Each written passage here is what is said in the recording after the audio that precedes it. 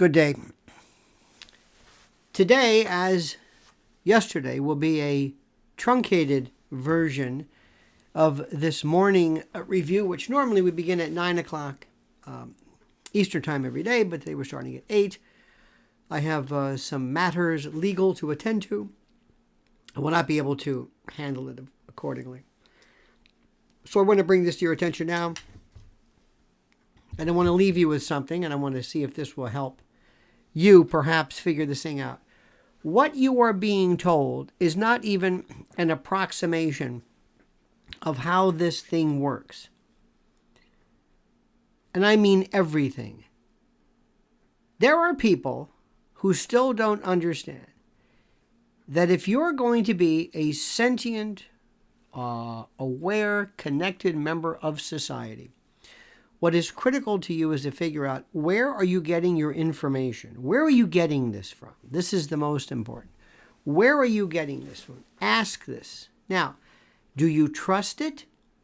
Are you finding this particular information appealing because you like the people? Is it part of an image you're maintaining, that of a conservative, that of a liberal, or a progressive, or maybe somebody who tends to wax conspiratorial or is more what? And I know immediately. I can talk to people and find out who they were. The other day I ran into somebody who was the classic conspiracist, knew every bit from the jargon lexicon toolbox. Everyone. Every word, every phrase. You could count the statist phrases. You can, it was incredible.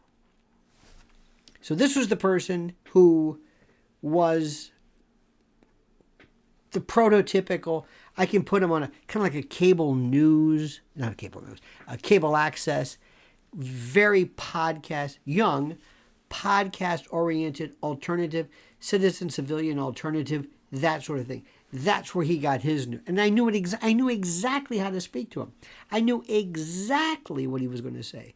Because what it was the words and the phrases that everyone uses in that frame of reference.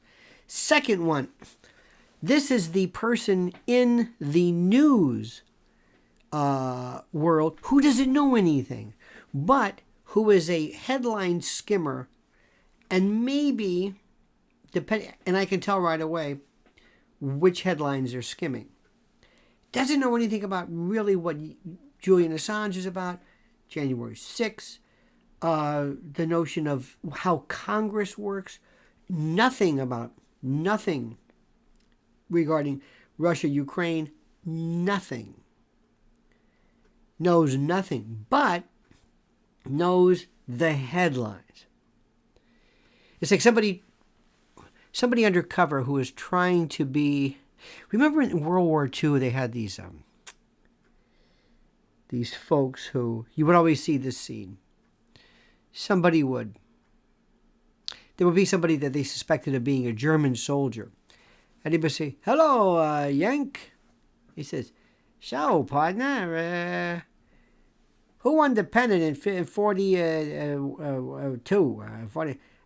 Who played third bases for the who played for third base for the Dodgers? Who? You know, that kind of thing." And only an American would know. Remember him in Inglourious Basterds when he ordered 3 beers like that? Remember the verse? Remember that story? There's these. So I can ask questions and I can tell who is the imposter, because there are people who don't really know the news, but they know how to fake it. They think they do. And everything that I'm saying right now to you means that they don't understand the nuances of it, the depth. They just don't understand it. Both of them know a little bit. And in order for you to sit back, when I talk to them, I have nothing to say to them, because I have two focuses, two foci, so to speak.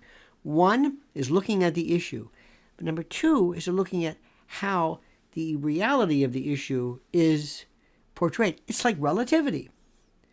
It's what Einstein talked about, relativity. There's a person on the train, and the train versus a person on the platform, and how the person on the platform looks to the person in the train. It's relative. How does this thing work? Regarding that, the issue, the horrible issue of Nashville, forget it. Are you watching news? Forget it. You're missing the point.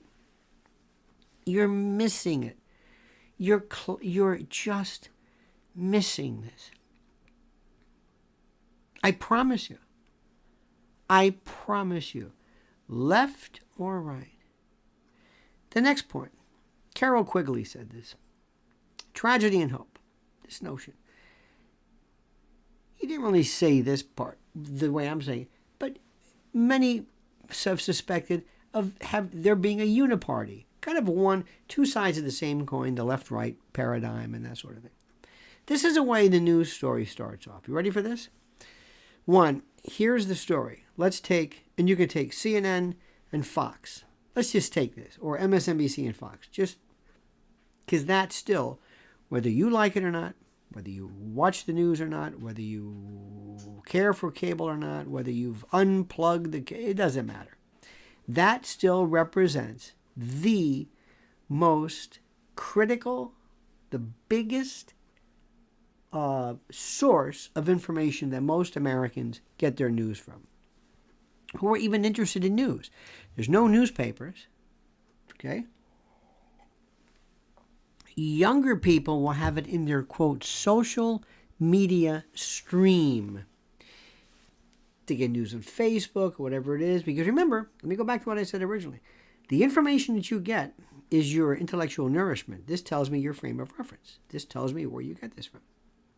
And what they will do, this is critical to understand this, what they will do is, its story starts off, the tragedy, and CNN or MSNBC will say from their point of view, and Fox will do, and both of them will break down as follows. Tell the story, and then say, well, here's how the other side was covering it. This is a tragedy. Do we have to have the political implications of this? Yes. You're telling me the political? Yes. You're telling me the political implications of this? Can we just hear what happened? Can we just hear? We'll get later on to who did what, who said what was the point, who's behind it, manifestos, instruments of terror, whatever you want to call it. Can we get first of all to this story? Okay, fine. Now, how critical is it to you to understand the vantage point of the person?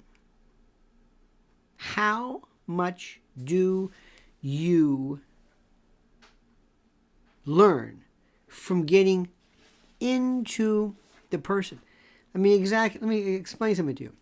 When I watch anything involving the JFK story, the horrible story, once you get into Lee Harvey Oswald, you're off track. You're off. I don't want to say down the rabbit hole. I hate that expression. But you're down the rabbit hole. You're someplace else. And it's beautiful. Come on. Let's look at who the person is who's doing it. Come on, let's look at their politics. Let's look at the state. Let's look at what legislation was passed. Let's look at politics. Let's see what Joe Biden said. Let's see what Mitch McConnell said. Let's see what the NRA, whatever. Once you do this, you're off. You're gone. Gone. What if I talked to you? What if I said there's a virus that I want you to know about? It's either called monkeypox, it's called this and that, it's called whatever. There's an H1N1 strain, and immediately I talk about CDC funding, deniers of. Wait a minute. Would you tell me about this? Hi, welcome to Jake's Steakhouse. I'm your host or your waiter. Tonight, our specialty, we have a Tomahawk Steak on the menu. And by the way, you're not going to find any bugs or insects here. Like that Klaus Schwab from World Economic Forum. Wait a minute, you would say, wait. We're not here to hear that. And plus, if we were, we wouldn't be wanting to hear it from you. Why are you going in that tack? Why? Well, I don't know. I just thought maybe that's what these shows do. And the best part about it is that this is what's even most important. These shows, this media, let me go back to why I'm saying this. Where you get your media, where you get your news, I should say, excuse me, is critical to your understanding of the world. If you're not eating the right stuff, if you're snacking in order to satiate your hunger, if it's nothing but junk food, you're dead. You're going to kill yourself. So it's important, where is your nourishment? Where are you getting this from? There's an even more interesting person, the person who doesn't get intellectually hungry, who doesn't care. Do you know people, as do I, who don't know anything? I know some in particular, they don't know anything. They don't care. They couldn't, it's not that they're, it's like me and cricket, the sport. I don't know the first thing. It's not anything, meant to be rude about the sport. I don't know anything about it. And unless something happens that's so above the, pale that I hear about it, maybe I'll talk about it, but I know nothing about it. Do you know how many people there are like that? Do you realize this? Do you recognize this? The other night, there was a story regarding this terrible situation in Nashville. And you had two different attacks. In one particular attack, they were talking about legislation that was passed by the governor regarding puberty transitions and adult entertainment.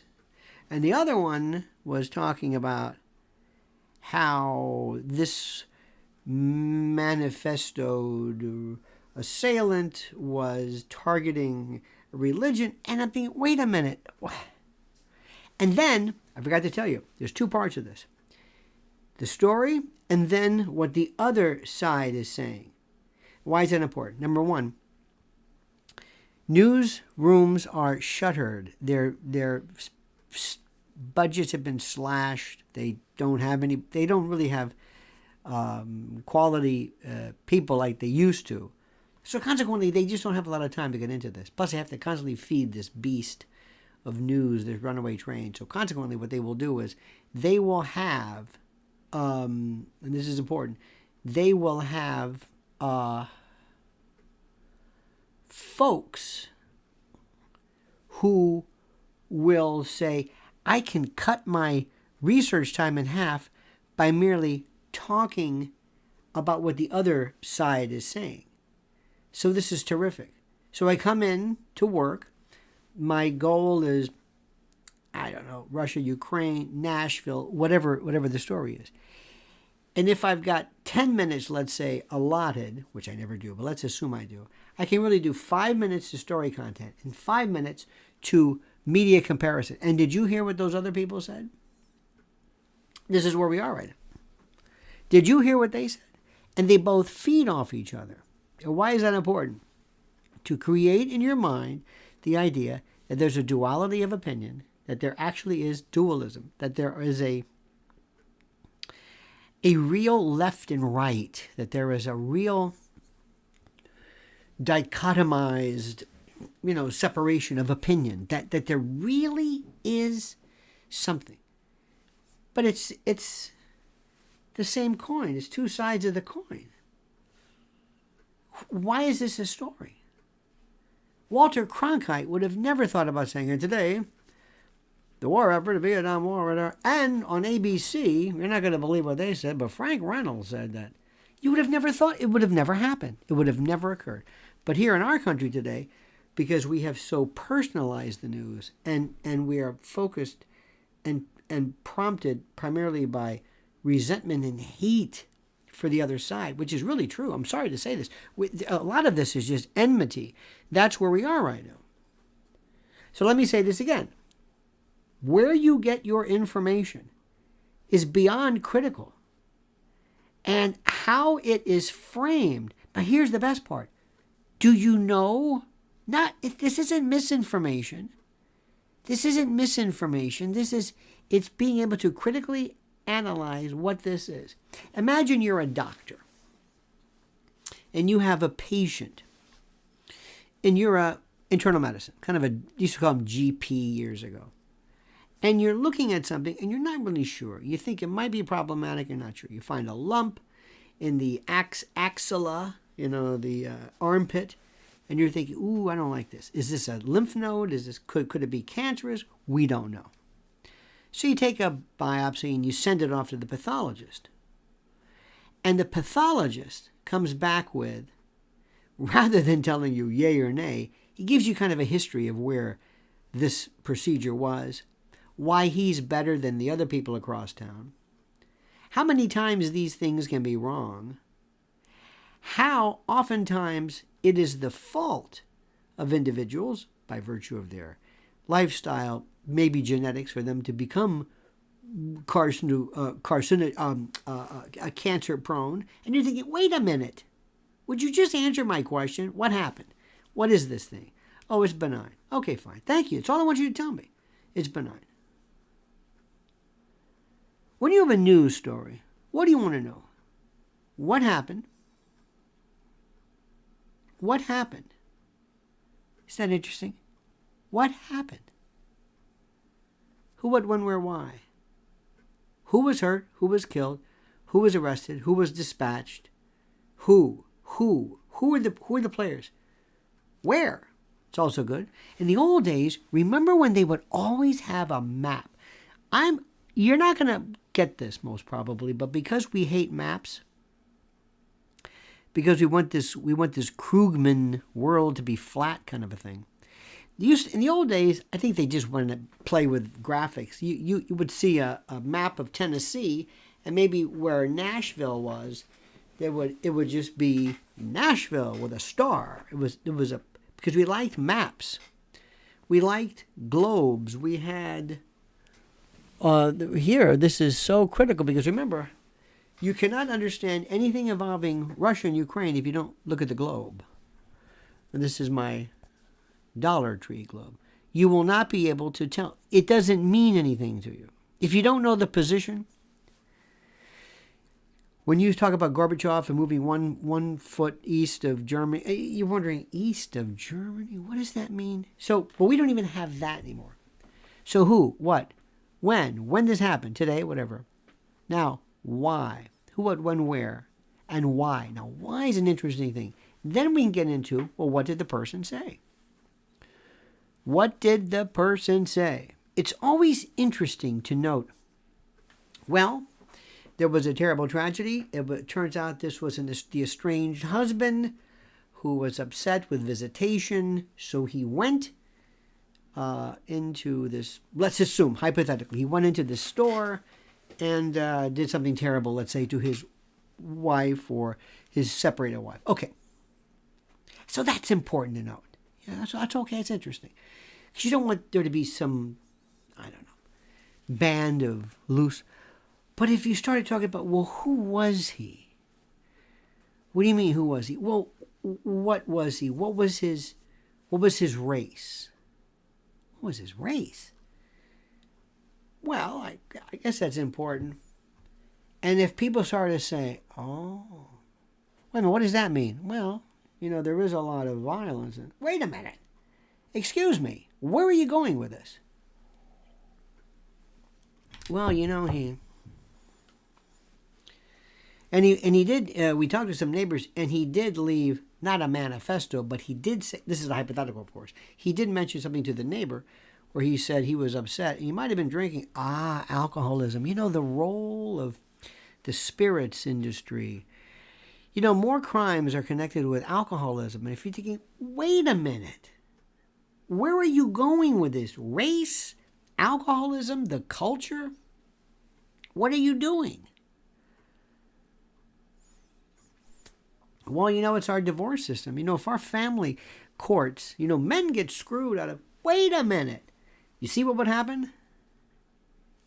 People would say, you're right about that. You're right about that. And by the way, he was also upset because he was unemployed. Unemployed. There you go. Biden or Trump or whoever. You're blaming somebody. If you went off into those directions, you would be immediately pulled off your job and say, you can't do this anymore. Because every time you do a news story, it's a sociological story about, yes, everybody has this. Yes, we understand this. You did a story last week. Again, this is hypothetical. You did a story last week about a guy who ran a red light.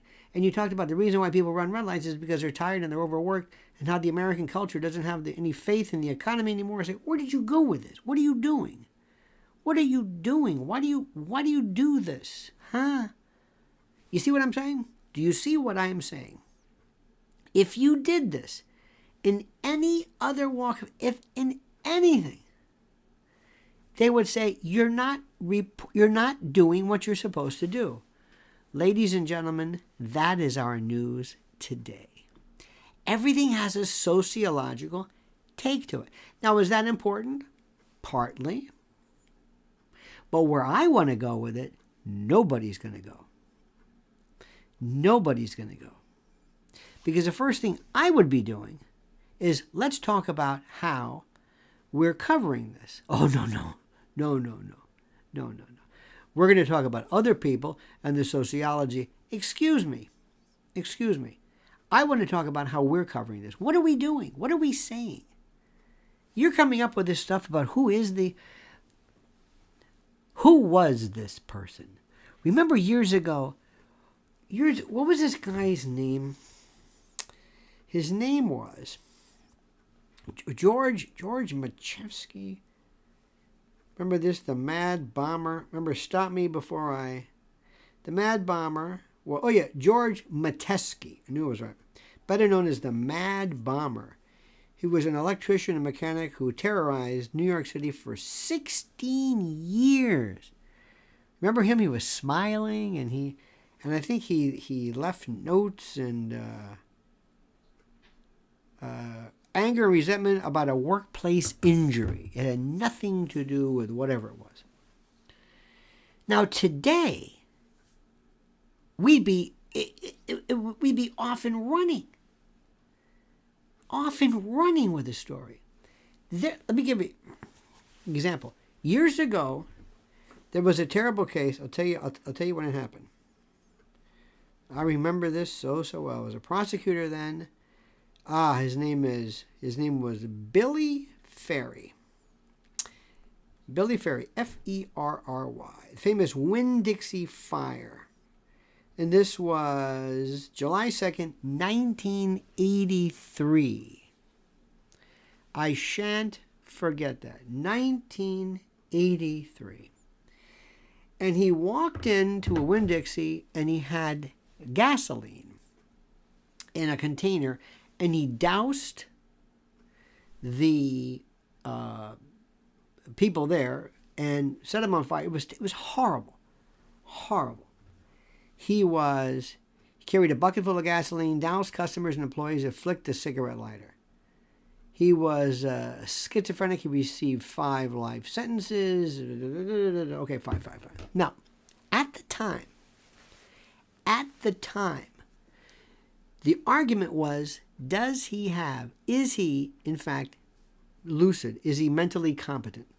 So what they did was they introduced letters, if I recall correctly, that he was having correspondence. It might have been because of some cream cheese or something he bought. Don't hold me to it, but for some reason it sticks in my mind. And they were trying to show that he was lucid and that he knew right from wrong, because that's the sole goal of the McNaughton rule. Do you have an appreciation for right and wrong?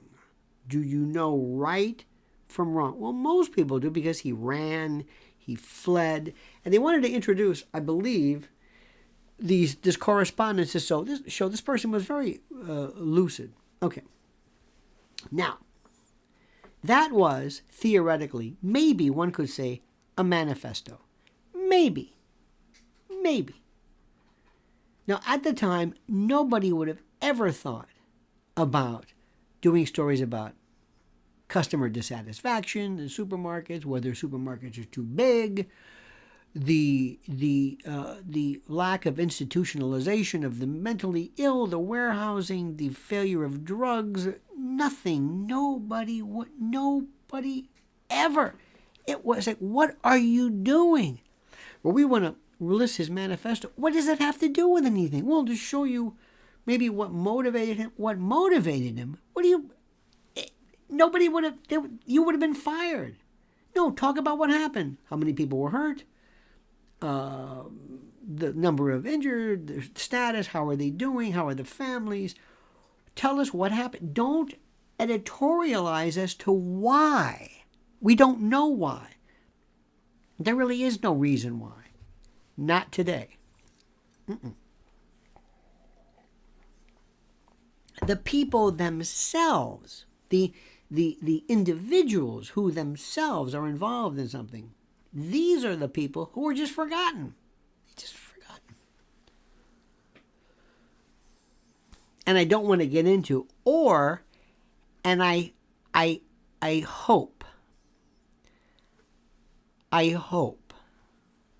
that the immediate reflex, and I've known people, and you've known people, their immediate reaction is, well, did it really happen? And I said, oh no, not again.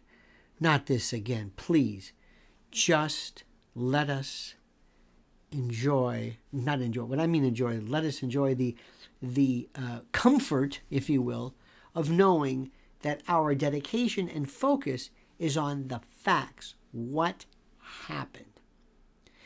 Another thing, we wouldn't spend time saying, and did you hear what ABC did? ABC covered the Billy Ferry case, and they started up, their lead story was, some local Girl Scout troop. I mean, are these people insane or what? Nobody ever did this. Nobody would have ever thought about Walter Cronkite or Howard K. Smith or whoever to talk about the competition and say, did you hear what they did? Did you believe this? Did you see this insanity? News and the media are off the chains. CNN is trying. They're so desperate. I don't know what they're trying to do. I think there was some talk about Charles Barkley. I have no idea. In 1968, was it? This was something that nobody ever did. And this was to me so interesting. This was Gore Vidal and William F. Buckley at the convention. Remember this one? This was ABC did this. This was Best of Enemies, right? In 1968 debates. And it was seismic. It was, you're having a debate, but that's commentary. This is commentary. How are you? It went through the roof. The ratings were, just because there's great ratings doesn't mean. I mean, I can show you bullfighting accidents. That's kind of redundant, but in the middle of something, you would say, boy, the ratings were up. That's where we are today. Metrics. How were the numbers? How did we do? Went viral. Well, it was a terrible movie. It doesn't matter. It went viral. Number one, we're going to do a part 2. Why? Because it went viral. That's where we are today. Do you understand what I'm saying? And from this, what you understand